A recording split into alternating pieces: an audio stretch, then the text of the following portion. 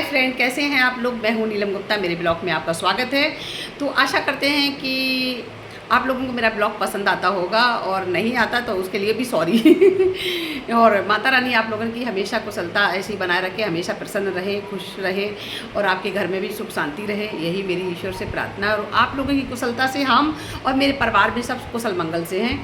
तो आशा करते हैं आगे वीडियो बढ़ाने से पहले कि जो लोग मेरे चैनल को सब्सक्राइब नहीं किए तो प्लीज़ कर लीजिए, क्योंकि मैं चाहती हूँ कि मेरा ब्लॉग जब भी आए तो आप लोग उसका पहले उठा सके और फालतू के वीडियो पे मत जाएं, क्योंकि नीलम की कहानी, नीलम की जुबानी पे आप रहेंगे तो आपको सारी डिटेल बताएंगे जंगल के बारे में और जंगल से जेल के बारे में। क्योंकि आपके मन में बहुत सी कुछ मतलब बहुत से प्रश्न आते होंगे कि जेल में भी क्या होता है, तो जेल के विषय में भी बहुत बताएं, क्योंकि जेल में भी क्या क्या मेरे साथ हुआ है और क्या क्या मैंने मतलब घटना किया है, कैसे कैसे मतलब मैं रही हूँ, कितने साल कहाँ रही हूँ, ये सब चीज़ डिटेल में बताएगी सब। लेकिन मैं बारीक बारीक बताऊँगी एक एक वीडियो, क्योंकि अभी मेरी कहानी जंगल तक चल रही है। जंगल की कहानी जब खत्म होगी तब जेल की कहानी पे ले जाएंगे।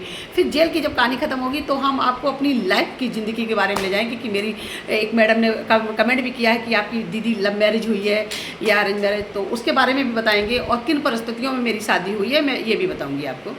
तो प्लीज़ मेरी वीडियो पे बने रहिए। तो आगे मतलब वीडियो बढ़ाने से पहले एक भाई और सज्जन जी ने कमेंट किया है कि नीलम जी ये बताइए कि निर्भय सिंह ने कितने साल तक जंगल में राज किया है।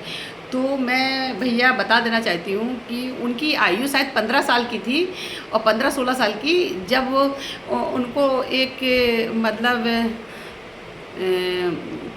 मुखबरी के दौरान उनको पुलिस पकड़ ले गई थी, और वो कानपुर की जेल में बंद रहे थे।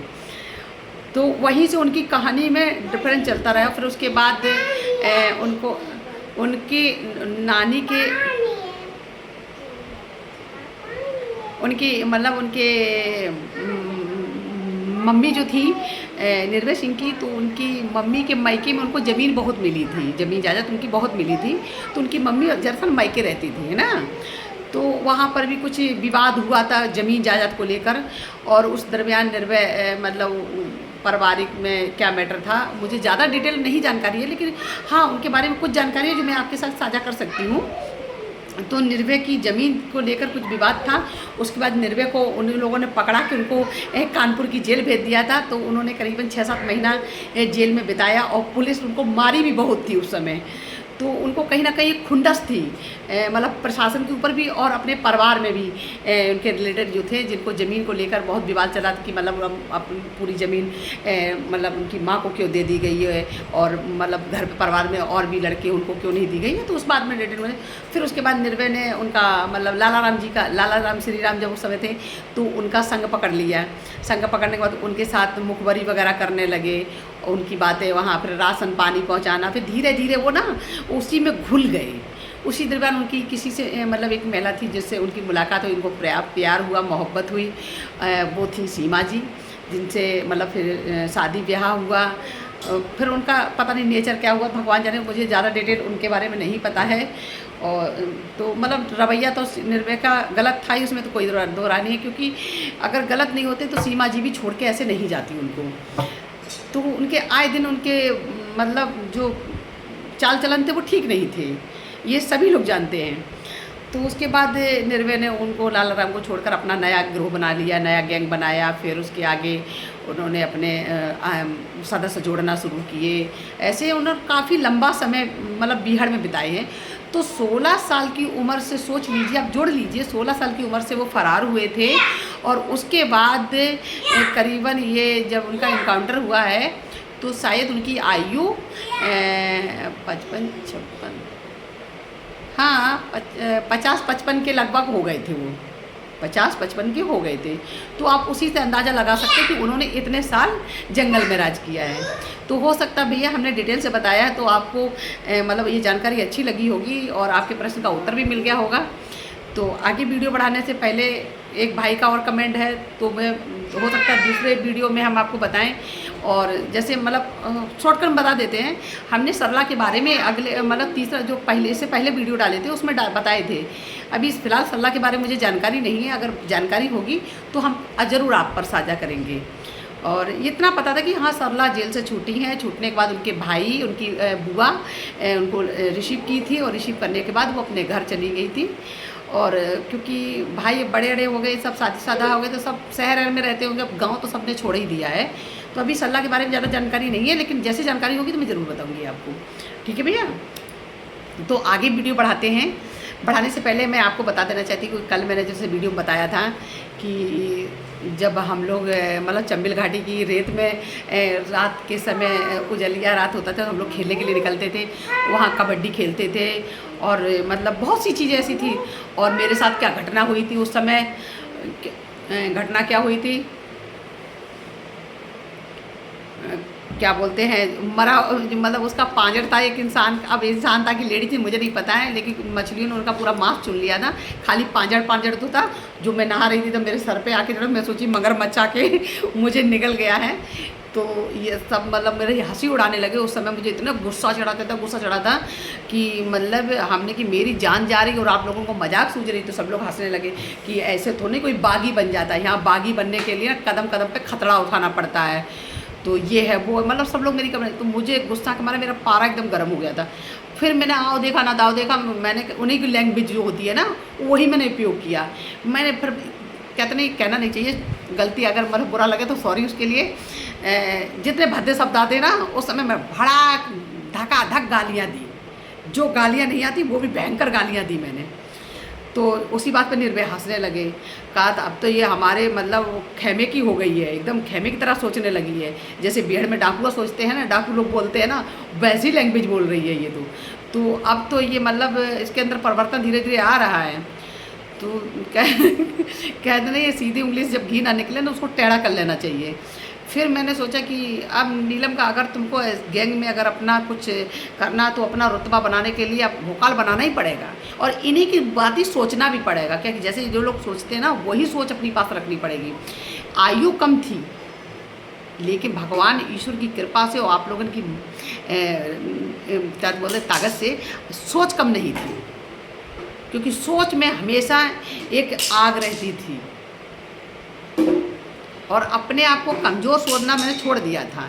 क्योंकि मैं जानती हूँ कि अगर मतलब मैं कुछ कर लेती हूँ और मर जाती हूँ तो मेरा तो कुछ नहीं है, मेरी तो जो बिगड़ेगा मेरे माँ बाप का बिगड़ेगा, निर्भय सिंह का क्या बिगड़ेगा। आज मैं मरूँगी तो दूसरी कोई सी को पकड़ लेगा, उसका भी जीवन ऐसे ही नरक बना देगा। तो क्यों ना इन्हीं के साथ रहकर और इन्हीं के तोड़ करके और इन्हीं का हम हथियार इन्हीं पर इस्तेमाल करें। मेरे मन में सिर्फ एक ही ठन रहती थी, मतलब हमें देखिए किसी से वो नहीं था, लेकिन कहते नहीं जीवन में कभी कभी ऐसा होता ना कि मतलब हते लोग क्या कहना नहीं चाहिए ऐसे शब्द, जो शब्द मतलब मुंह से निकलते हैं ना तो अंदर से कभी कभी ना बड़ी कड़वाहट सी पैदा हो जाती है उनके बारे में। वो तो हालांकि मर के ऊपर चले गए हैं, फिर भी कहीं ना कहीं कड़वाहट पैदा हो जाती है उनके प्रति।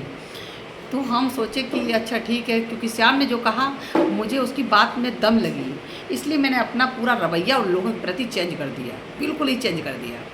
फिर धीरे धीरे मतलब उनके जितने भी क्लोज वाले थे जो निर्भय के, जैसे उनके जो दाहिने हाथ जिसको बोलते हैं वो लोग थे, तो उनसे ज़्यादा हम अपना बैठना उठना चालू कर दिए और खूब हंस के बात करना शुरू कर दिए और उनसे बहुत सी जानकारियाँ हासिल करने लगे।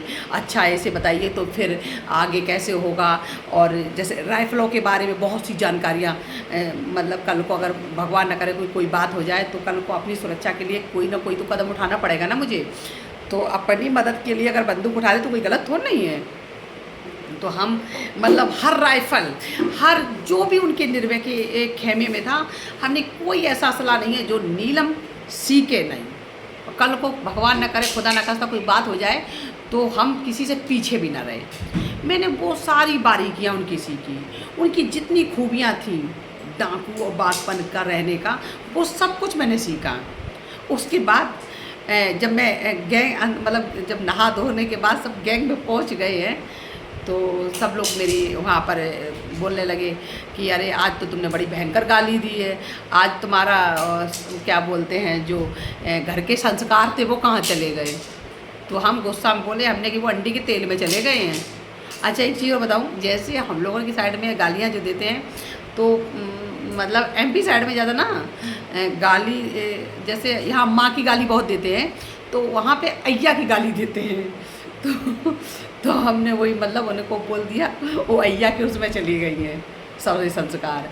अब हम जब यहाँ रह रहे तो हम यहीं की अब लैंग्वेज सब सीखेंगे और यहीं की जो वातावरण है वही में हम रहेंगे और वही जिएंगे। और जैसे हमने कि अब निर्भय सिंह चाहते हैं मैं सिर्फ वैसी बन के रहूँगी, तो उसी दिन से मैंने अपना मतलब रोज़ की तरह रोज़ दिनचर्या होता। तो हमने कि सुनिए, अगर आपको लगता है कि मुझे पहरा देना बहुत ज़रूरी है तो मैं पहरा भी दूँगी, समय आएगी। अगर आपको लगता है कि मुझे ये करना तो मैं वो भी करूँगी।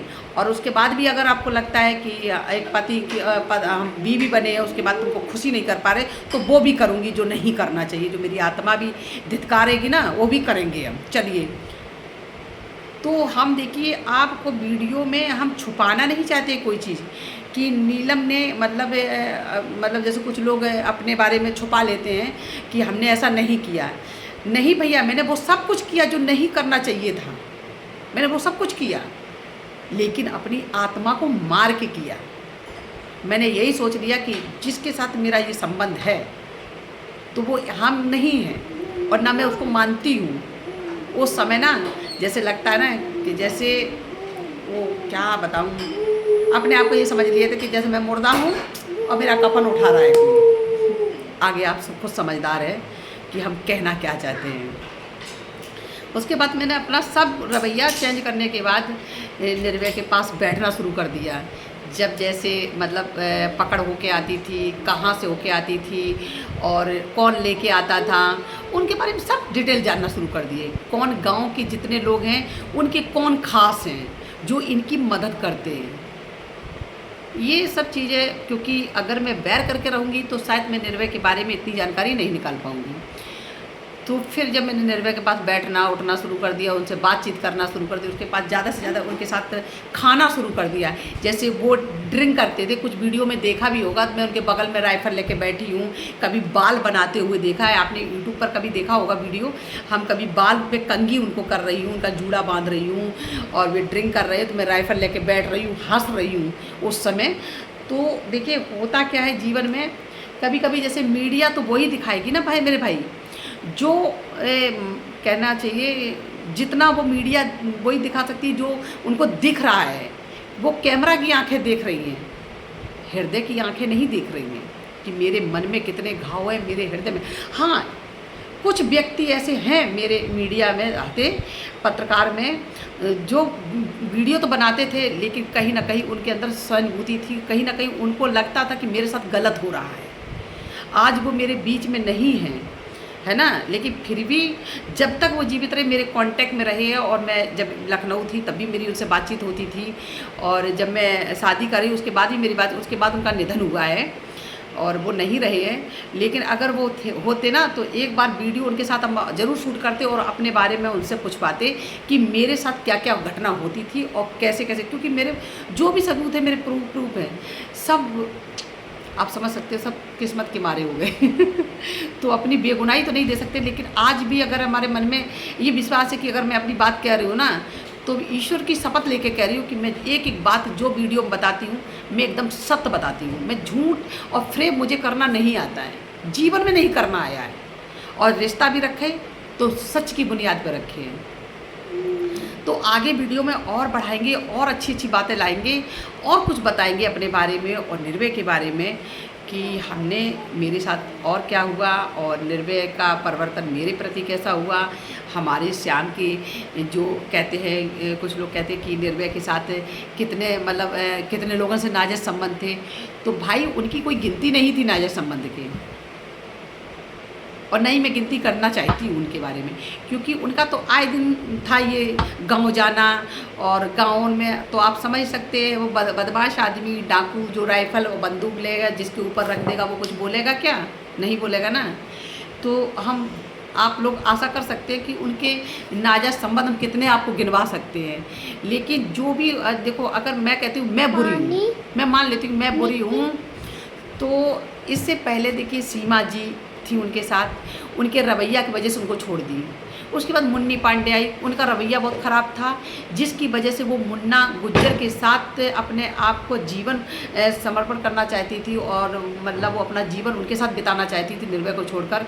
लेकिन उनका दुर्भाग्य था जो निर्भय ने उनको पकड़ के उनको मार दिया। उसके बाद पार्वती नाम की महिला गई, उसके साथ भी उन्होंने सेम वही व्यवहार किया जो अन्य महिलाओं के साथ किया, तो वो भी उनको छोड़ कर चली गई।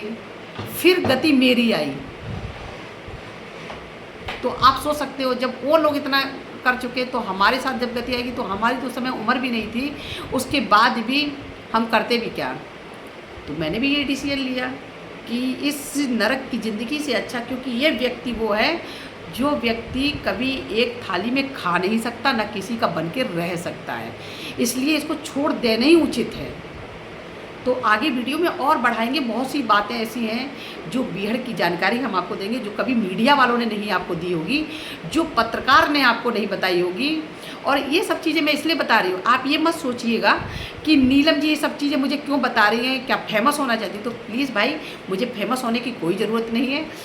ये तो सिर्फ नीलम की कहानी, नीलम की जुबानी है, क्योंकि वीडियो में हमने जब देखा है यूट्यूब पर अपने विषय में, और मतलब हर किसी के विषय में, तो हर महिला के लिए कुछ ना कुछ ऐसे कमेंट लोगों ने किए हैं।